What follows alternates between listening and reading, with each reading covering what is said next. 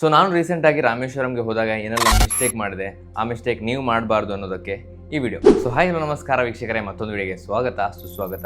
So ರೀಸೆಂಟಾಗಿ ನಾನು ರಾಮೇಶ್ವರಂಗೆ ಹೋಗಿದ್ದೆ, ಒಂದು 2-3 ದಿನದ ಟ್ರಿಪ್. ಸೊ ರಾಮೇಶ್ವರಂ, ಕನ್ಯಾಕುಮಾರಿ ಮತ್ತು ಅಲ್ಲಿ ಹತ್ತಿರ ಇರುವಂತಹ ಜಾಗಗಳು. ಆ ಟ್ರಿಪ್ ಆದಮೇಲೆ ನಾನು ಒಂದು ವಿಡಿಯೋ ಹಾಕಿದ್ದೆ, ಟ್ರೈನ್ನ ಬಗ್ಗೆ ವಿಡಿಯೋ ಹಾಕಿದ್ದೆ ರಾಮೇಶ್ವರಂ. ಅದಕ್ಕೆ ಒಳ್ಳೆಯ ಒಂದು ರೆಸ್ಪಾನ್ಸ್ ಬಂದಿತ್ತು. ಹಾಗೆಯೇ ಅಲ್ಲಿನ ಪ್ಲೇಸಸ್ಗಳ ಬಗ್ಗೆ ಕೂಡ ರೀಲ್ಸ್ ಹಾಕಿದ್ದೆ ಇನ್ಸ್ಟಾಗ್ರಾಮಲ್ಲಿ. ಸೊ ಅದಕ್ಕೂ ಕೂಡ ಒಳ್ಳೆ ರೆಸ್ಪಾನ್ಸ್ ಬಂದಿತ್ತು. ಮತ್ತು ನನ್ನ ಫ್ರೆಂಡ್ಸ್ ಅವರೇ ಕೇಳಿದರು, ರಾಮೇಶ್ವರಂಗೆ ನಾವು ಹೇಗೆ ಹೋಗ್ಬೋದು, ಮತ್ತು ರಾಮೇಶ್ವರಂ ಜೊತೆ ಮಧುರೈ ಪ್ಲ್ಯಾನ್ ಮಾಡ್ಬೋದಾ, ಪಳನಿ ಪ್ಲ್ಯಾನ್ ಮಾಡ್ಬೋದಾ, ಅದನ್ನೆಲ್ಲ ಕೇಳಿದರು. ಸೊ ಈ ವಿಡಿಯೋದಲ್ಲಿ ಅದನ್ನೆಲ್ಲ ಡೀಟೇಲ್ಸ್ ನಿಮಗೆ ಕೊಡ್ತೇನೆ. ರಾಮೇಶ್ವರಮಲ್ಲಿ ಎಷ್ಟು ದಿವಸ ಇರಬೇಕು, ಬಜೆಟ್ ಎಷ್ಟು, ಮತ್ತು ಎಲ್ಲೆಲ್ಲ ನೀವು ಸ್ಟೇ ಆಗ್ಬೋದು, ಯಾವುದೆಲ್ಲ ಜಾಗಗಳನ್ನು ನೀವು ನೋಡ್ಬೋದು ಅಂತ ಹೇಳ್ತೇನೆ. ಹಾಗೆಯೇ ನೀವೇನೋ ನಮ್ಮ ಚಾನಲ್ಗೆ ಹೊಸೊಬ್ಬರಾಗಿದ್ದರೆ ನಮ್ಮ ಚಾನಲನ್ನು ಸಬ್ಸ್ಕ್ರೈಬ್ ಮಾಡೋದನ್ನು ಮರಿಬೇಡಿ. ಇಂತಹ ಜಾಗಗಳ ಡೀಟೇಲ್ಸ್, ಹೊಸ ಜಾಗಗಳನ್ನು ತೋರಿಸ್ತಾ ಇರ್ತೇನೆ. ಸೊ ಈಗಲೇ ಸಬ್ಸ್ಕ್ರೈಬ್ ಮಾಡಿ, ಇನ್ಸ್ಟಾಗ್ರಾಮಲ್ಲಿ ಕೂಡ ಫಾಲೋ ಮಾಡಿ ಅಂತ ಹೇಳ್ತಾ ವಿಡಿಯೋ ಸ್ಟಾರ್ಟ್ ಮಾಡುವ, ಬನ್ನಿ.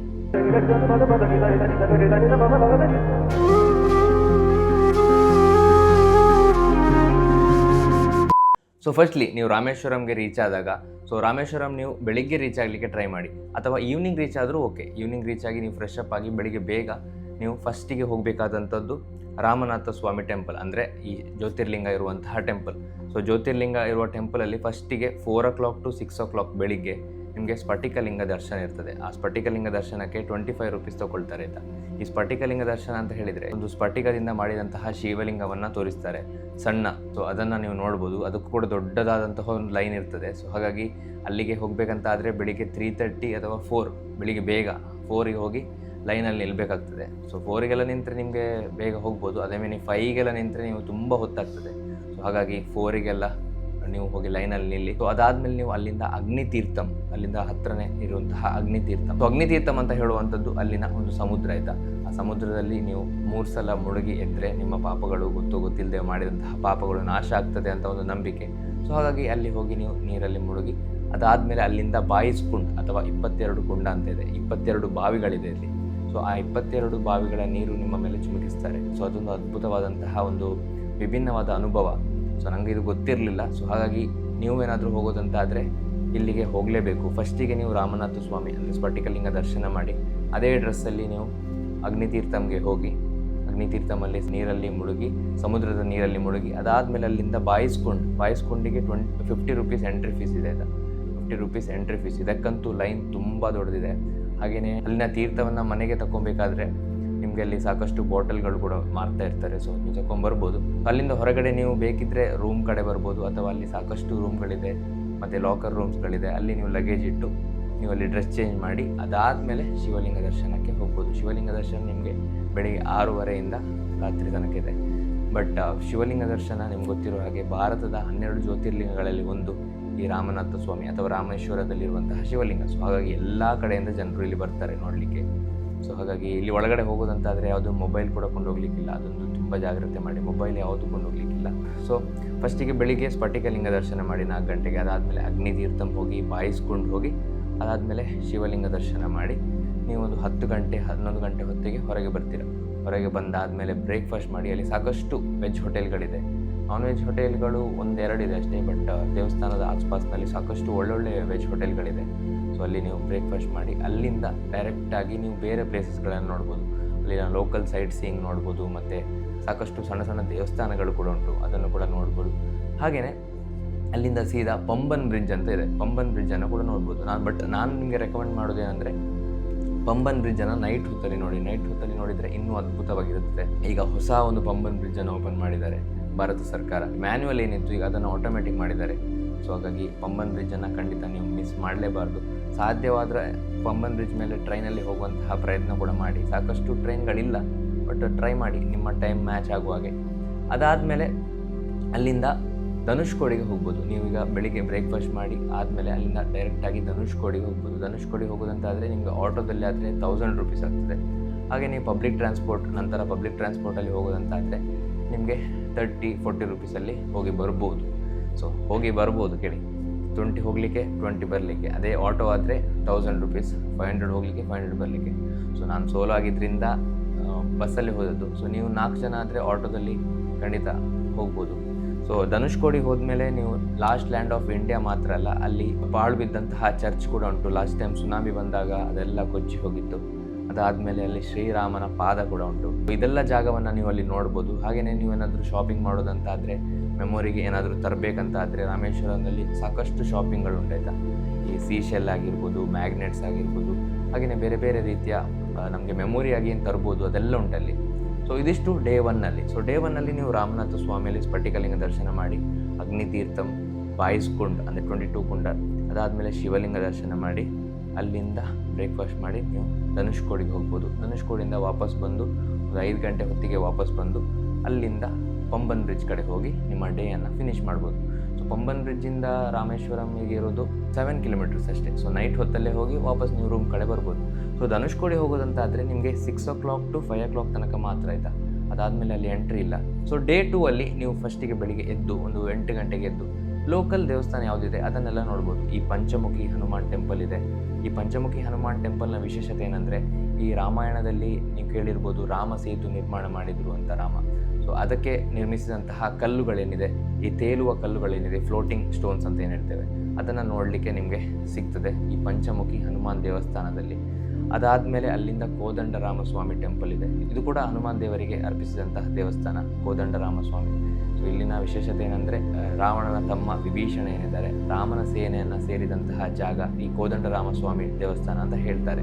ಅದಾದಮೇಲೆ ನೀವು ಟೈಮ್ ಇದ್ದರೆ APJ ಅಬ್ದುಲ್ ಕಲಾಂ ಅವರ ಮನೆಗೆ ವಿಸಿಟ್ ಮಾಡ್ಬೋದು. ಹಾಗೆಯೇ ಅವರ ಮೆಮೋರಿಯಲ್ ಕೂಡ ನೀವು ನೋಡ್ಬೋದು.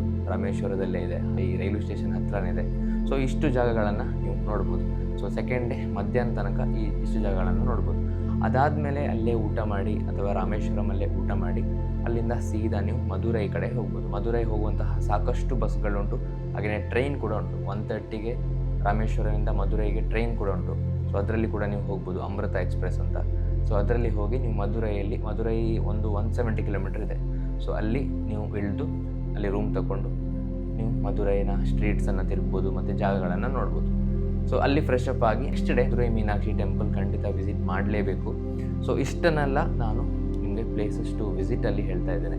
ಸೊ ಅದಾದಮೇಲೆ ಮಧುರೈಯಿಂದ ನಿಮಗೆ ಟೈಮ್ ಇದ್ದರೂ ಅಲ್ಲಿಂದ ಪಳನಿ ಟೆಂಪಲ್ಗೂ ಕೂಡ ಹೋಗ್ಬೋದು. ಸೊ ಅಲ್ಲಿಂದ 2 hours ಡ್ರೈವ್, ಮಧುರೈಯಿಂದ ಪಳನಿಗೆ 2 hours ಡ್ರೈವ್ ಇದೆ. Nearly 100 kilometre, 130 kilometres. ಸೊ ಇಷ್ಟು ಜಾಗಗಳನ್ನು ನೀವು ನೋಡ್ಬೋದು. ಹಾಗೆಯೇ ಇನ್ನೊಂದು ಪಾಯಿಂಟ್ ಏನಂದರೆ, ನೀವು ರಾಮೇಶ್ವರದಲ್ಲಿರುವಾಗ ರಾಮನಾಥಪುರಂ ಅಂತ ಇದೆ. ಅಲ್ಲಿಂದ ಮುಂದೆಗಡೆ ಇರುವಂತಹ ಒಂದು 90 ಕಿಲೋಮೀಟರ್ ಮುಂದೆ ರಾಮನಾಥಪುರಂ ಅಂತ ಇದೆ. ಸೊ ಅಲ್ಲಿ ಎರ್ವಾಡಿ ಅಂತ ಒಂದು ಜಾಗ ಇದೆ. ಆ ಎರ್ವಾಡಿ ಅಂತ ಜಾಗದಲ್ಲಿ ಈ ಗ್ಲಾಸ್ ಬೋಟಿಂಗ್ ಉಂಟು. ಸೊ ಎಲ್ಲಿಯೂ ಕೂಡ ನಾನು ನೋಡಲಿಲ್ಲ ಎಷ್ಟು ತನಕ ಹೋದಂತಹ ಜಾಗಗಳಲ್ಲಿ, ಬಟ್ ಎರ್ವಾಡಿ ಎಂಬ ಜಾಗದಲ್ಲಿ ಉಂಟು. ಸೊ ಅದರ ಸಪ್ರೇಟ್ ವಿಡಿಯೋ ಕೂಡ ನಾನು ಹಾಕಿದ್ದೇನೆ. ಇಲ್ಲಿ ಉಂಟಲ್ಲ, ಅಲ್ಲಿ ಬರ್ತಾ ಇರ್ತದೆ ನೋಡಿ.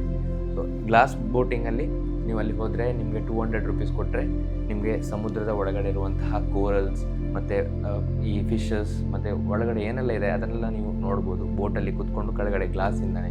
ಸೊ ಇದೊಂದು ಯುನೀಕ್ ಟೈಪ್ ಆಫ್ ಎಕ್ಸ್ಪೀರಿಯನ್ಸ್ ಆಯಿತಾ. ಸೊ ಖಂಡಿತ ಇದನ್ನೊಂದು ಮಾಡಲೇಬೇಕು. ನೀವು ರಾಮೇಶ್ವರಂ ತನಕ ಹೋಗಿದ್ದಾಗ ಖಂಡಿತ ಇದನ್ನೊಂದು ಟ್ರೈ ಮಾಡಿ ಇದನ್ನು ಎಕ್ಸ್ಪೀರಿಯನ್ಸ್ ಮಾಡಿ ಅಂತ ನಾನು ನಿಮಗೆ ಹೇಳ್ತೇನೆ. ಸೊ ಅವರ ನಂಬರ್ ಬೇಕಿದ್ದರೆ ನಮ್ಮ ಕಮೆಂಟ್ ಸೆಕ್ಷನಲ್ಲಿ ಹಾಕಿ, ಖಂಡಿತ ನಾನು ಕಮೆಂಟ್ ನಂಬರ್ ಕೂಡ ಕೊಡ್ತೇನೆ. ಟಿಕೆಟ್ಸ್ ಅವೈಲೇಬಲ್ ಇದೆಯಾ ಅಂತ ಕೇಳಲಿಕ್ಕೆ ಕೂಡ ನೀವು ಕಾಲ್ ಮಾಡ್ಬೋದು. ಸೊ ಇದಿಷ್ಟು ಪ್ಲೇಸಸ್ ಟು ವಿಸಿಟ್.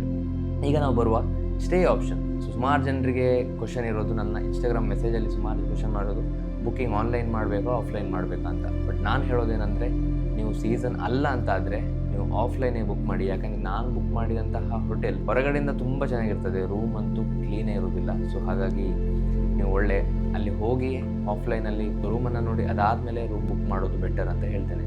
ಸೊ ರೂಮೆಲ್ಲ ನಿಮಗೆ 600 ಸ್ಟಾರ್ಟ್ ಆಗಿ 2000 ತನಕ ಇರ್ತದೆ. ಸೊ ನಾನು ಸೋಲೋ ಹೋಗಿದ್ದರಿಂದ ನನಗೆ 800 rupees ಪರ್ ಡೇ ಇತ್ತು. ಬಟ್ ಇನ್ನೊಂದು ಇಂಪಾರ್ಟೆಂಟ್ ಏನಂದರೆ, ನೀವು ಸೋಲೋ ಹೋಗೋದಾದರೆ ಇಲ್ಲಿ ಯಾರಿಗೂ ರೂಮ್ ಕೊಡೋದಿಲ್ಲ ಆಯಿತಾ. ಬಟ್ ನಾನು ಸ್ವಲ್ಪ ಇನ್ಸ್ಟಾಗ್ರಾಮ್ ಇನ್ಫ್ಲುಯೆನ್ಸರ್ ಅಂತ ಹೇಳಿ ಇಲ್ಲಿನ ಜಾಗಗಳ ವೀಡಿಯೋ ಮಾಡಲಿಕ್ಕೆ ಉಂಟಂತ ಹೇಳಿದ್ದಕ್ಕೆ ರೂಮ್ ಕೊಟ್ಟರು. ಬಟ್ ಅವರು ಹೇಳಿದರು ಇಲ್ಲಿ ಸೋಲೋ ಯಾರಿಗೂ ಕೊಡಲಿಕ್ಕಿಲ್ಲ, ಪೊಲೀಸ್ ಅವರು ಬಂದು ಚೆಕ್ ಮಾಡ್ತಾರೆ ಅಂತ, ಹಾಗೆ ಹೀಗೆ ಅಂತ. ಸೊ ಹಾಗಾಗಿ ಸೋಲೋ ಹೋಗೋದಾದರೆ ಸ್ವಲ್ಪ ಯೋಚನೆ ಮಾಡಿ ರಾಮೇಶ್ವರಂಗೆ. ಅದು ಬಿಟ್ಟು ನೀವು ಫ್ಯಾಮಿಲಿ ಫ್ರೆಂಡ್ಸ್ ಜೊತೆ ರಾಮೇಶ್ವರಂಗೆ ಯಾವಾಗ ಬೇಕಿದ್ರು ಹೋಗ್ಬೋದು. ಸೊ ಸ್ಟೇ ಆಪ್ಷನ್ಸ್ ಸಾಕಷ್ಟು ಆಪ್ಷನ್ಸ್ ಉಂಟು. ಲಕ್ಸುರಿ ಬೇಕಿದ್ರೆ ಲಕ್ಸುರಿ ಕೂಡ ಉಂಟು, ಬಜೆಟಲ್ಲಿ ಬೇಕಿದ್ರೆ ಬಜೆಟಲ್ಲಿ ಕೂಡ ಉಂಟು. ಬಟ್ ಅದೇ ನಾನು ಹೇಳಿದಾಗೆ ಸ್ವಲ್ಪ ರೂಮನ್ನು ಫಸ್ಟ್ ನೋಡಿ ಹೇಗಿದೆ ಅಂತ. ಫೋಟೋದಲ್ಲಿ ಒಂದಿರ್ತದೆ, ಅಲ್ಲಿ ಹೋದ್ಮೇಲೆ ಒಂದಿರ್ತದೆ. ಸೊ ಹಾಗಾಗಿ ಅದನ್ನೊಂದು ಜಾಗ್ರತೆಯಲ್ಲಿ ನೋಡಿ. ಅದಾದಮೇಲೆ ತಿನ್ನಲಿಕ್ಕೆ ಹೋಟೆಲ್ಗಳು ಸಾಕಷ್ಟು ಉಂಟಾಯ್ತು, ರೆಸ್ಟೋರೆಂಟ್ಸ್ಗಳು ಸಾಕಷ್ಟು ಉಂಟು. ಸೊ ಅದರ ಬಗ್ಗೆ ಯಾವುದೂ ಟೆನ್ಷನ್ ಇಲ್ಲ. ವೆಜ್ ಬೇಕಿದ್ರೆ ವೆಜ್ ಉಂಟು, ನಾನ್ ವೆಜ್ ಬೇಕಿದ್ರೆ ನಾನ್ ವೆಜ್ ಉಂಟು. ಟ್ರಾನ್ಸ್ಪೋರ್ಟ್ ಹೇಗೆ ಮಾಡ್ಬೋದು ಅಂತ. ಸೊ ನೀವು ಆಟೋ ರೆಂಟ್ ಮಾಡಿದರೆ ಅದರಲ್ಲಿ ನಿಮಗೆ ಈ ಲೋಕಲ್ ಸೈಟ್ ಸೀಯಿಂಗ್ ಕೂಡ ಮಾಡಿಸ್ತಾರೆ. ಈ ನಾನು ಏನು ಹೇಳಿದೆ, ಪಂಚಮುಖಿ ಹನುಮಾನ್ ಟೆಂಪಲ್, ಕೋದಂಡರಾಮ ಸ್ವಾಮಿ ಟೆಂಪಲ್ ಮತ್ತು ಧನುಷ್ಕೋಡಿ ಇಬ್ಬರು ಕರ್ಕೊಂಡು ಹೋಗ್ತಾರೆ. ಸೊ ಹಾಗೆ ನೀವು ಆಟೋದಲ್ಲಿ ಕೂಡ ಪ್ಲ್ಯಾನ್ ಮಾಡ್ಬೋದು. ಸೊ ನೀವೇನಾದರೂ ನಂತರ ಬಜೆಟಲ್ಲಿ ಟ್ರಿಪ್ ಬೇಕಂತ ಆದರೆ ಬಸ್ಸಲ್ಲಿ ಕೂಡ ಹೋಗ್ಬೋದು. ಸಾಕಷ್ಟು ಬಸ್ಗಳು ಉಂಟು ಎಲ್ಲ ಜಾಗಗಳಿಗೆ ಹೋಗುವಂಥದ್ದು. ಸೊ ಈ ಬಸ್ಸಲ್ಲಿ ಕೂಡ ಹೋಗ್ಬೋದು. ಫೈನಲಿ ಈಗ ಈ ಟ್ರಿಪ್ನ ಬಜೆಟ್ ಎಷ್ಟಾಗ್ತದೆ ಅಂತ ಹೇಳಿದರೆ, ನಾನು ಹೋಗಿದ್ದು AC-ಯಲ್ಲಿ. ಸೊ ಅದು ಕೂಡ ಮಂಗಳೂರಿಂದ ಕನ್ಯಾಕುಮಾರಿ ಹೋಗಿ ಕನ್ಯಾಕುಮಾರಿಯಿಂದ ಮತ್ತೆ ರಾಮೇಶ್ವರಂಗೆ ಹೋದದ್ದು. ಟಿಕೆಟಿಗೆ ನನಗೆ ಅರೌಂಡ್ 1500 ಆಗಿದೆ. AC 2 ಸೈಡ್ AC ಮಾಡಿದ್ದಕ್ಕೆ 1500 ಆಗಿದೆ. ಹಾಗೆಯೇ ಸ್ಟೇಗೆ ನಾನು 2 ದಿನ ಇದ್ದದಕ್ಕೆ ನನಗೆ 1600 ಆಗಿದೆ. ಸೊ ಹಾಗೆಯೇ ಫುಡ್ ಆದರೆ ನನಗೆ ಒಂದು ಅರೌಂಡ್ 1000, 2 ದಿನಕ್ಕೆ 1000 ಅಂತ ಹೇಳ್ಕೊಳ್ಳೋ 1000 ಆಗಿದೆ. ಸೊ ನೀವೇನಾದರೂ ಬಜೆಟಲ್ಲಿ ಹೋಗೋದಂತಾದರೆ ನಿಮಗೆ 3000 to 4500 ಒಳಗಡೆ. ನೀವು ಇಬ್ಬರು ಮೂವರಾದ್ರೆ ಇನ್ನೂ ಕಮ್ಮಿ ಆಗ್ತದೆ. ಬಟ್ ಒಬ್ಬರು ಹೋಗೋದಂತಾದರೆ 3000 to 4500 ಒಳಗಡೆ ನಿಮಗೆ ಕಂಪ್ಲೀಟ್ ಟ್ರಿಪ್ಪನ್ನು ಮುಗಿಸ್ಬೋದು. ಇಷ್ಟೆಲ್ಲ ಜಾಗಗಳನ್ನು ನೋಡ್ಬೋದು. ಅದರಲ್ಲಿ ಮಧುರೈ ಕೂಡ ಇನ್ಕ್ಲೂಡ್ ಆಗಿರುತ್ತೆ. ಸೊ ಇಷ್ಟೆಲ್ಲ ಜಾಗಗಳನ್ನು ನೀವು ನೋಡ್ಬೋದು ಅಂತ ಹೇಳ್ತಾ, ಸೊ ನೀವು ಕೂಡ ಖಂಡಿತ ರಾಮೇಶ್ವರಮನ್ನು ಪ್ಲ್ಯಾನ್ ಮಾಡಿ, ಮಧುರೈ ಪ್ಲ್ಯಾನ್ ಮಾಡಿ, ಇಲ್ಲಿಂದ ಹತ್ತಿರ ಇರುವಂತಹ ಪಳನಿ ಕೂಡ ಪ್ಲ್ಯಾನ್ ಮಾಡಿ ಅಂತ ಹೇಳ್ತಾ, ಸೊ ನಾನು ಫಸ್ಟಿಗೆ ವಿಡಿಯೋದಲ್ಲಿ ಹೇಳಿದ್ದೆ ಮಿಸ್ಟೇಕ್ ಅದೇ, ನಾನು ಹೋಟೆಲನ್ನು ಒಳಗಡೆ ಹೋಗಿ ನೋಡಲಿಲ್ಲ ಹೇಗಿರುತ್ತೆ ರೂಮ್ ಅಂತ, ಹೊರಗಡೆಯಿಂದ ಬುಕ್ ಮಾಡಿದೆ. ಸೊ ನೀವು ಬುಕ್ ಮಾಡಬೇಡಿ, ಒಳಗಡೆ ಕಂಪ್ಲೀಟ್ ರೂಮನ್ನೆಲ್ಲ ನೋಡಿ ಅದಾದಮೇಲೆ ಬುಕ್ ಮಾಡಿ. ಸ್ವಲ್ಪ ಬಾರ್ಗೇನಿಂಗ್ ಸ್ಕಿಲ್ಸ್ ಇದ್ದರೆ ಬಾರ್ಗೇನ್ ಮಾಡಿ ಆಯಿತಾ. ಸೊ ಸೀಸನ್ ಅಲ್ಲದಿದ್ದಾಗ ಕಮ್ಮಿ ಮಾಡಿ ಕೊಡ್ತಾರೆ ಅಂತ ಹೇಳ್ತಾ, ಹಾಗೆಯೇ ನಿಮಗೇನಾದರೂ ನಿಮ್ಮ ಊರಿನಿಂದ ಹೋಗುವಂತಹ ಟ್ರೈನ್ ರಾಮೇಶ್ವರಕ್ಕೆ ಡೈರೆಕ್ಟ್ ಇಲ್ಲ ಅಂತಾದರೆ ನಿಮ್ಮ ಊರಿನಿಂದ ಡೈರೆಕ್ಟಾಗಿ ಕೊಯಂಬತ್ತೂರು ಬರ್ಬೋದು. ಕೊಯಂಬತ್ತೂರಿಂದ ಮಧುರೈ ಬಂದು ಅಲ್ಲಿಂದ ರಾಮೇಶ್ವರಂಗೆ ಹೋಗ್ಬೋದು. ಸೊ ಇದನ್ನು ಆಪ್ಷನನ್ನು ನೀವು ಚೂಸ್ ಮಾಡ್ಬೋದು. ಅದು ಬಿಟ್ಟು ನೀವೇನಾದರೂ ಮಂಗಳೂರಿನವರಂತಾದರೆ ಸ್ಯಾಟರ್ಡೇ ಮತ್ತು ಸಂಡೇ, ಸ್ಯಾಟರ್ಡೇ ಮಂಗಳೂರಿಂದ ರಾಮೇಶ್ವರಂಗೆ ಮತ್ತು ಸಂಡೇ ರಾಮೇಶ್ವರಂದ ಮಂಗಳೂರಿಗೆ ಡೈರೆಕ್ಟ್ ಟ್ರೈನ್ ಇದೆ. ಬಟ್ ಆ ಒಂದು ದಿನದಲ್ಲಿ ನೀವು ರಾಮೇಶ್ವರಂ ಕವರ್ ಮಾಡಲಿಕ್ಕೆ ಆಗೋದಿಲ್ಲ.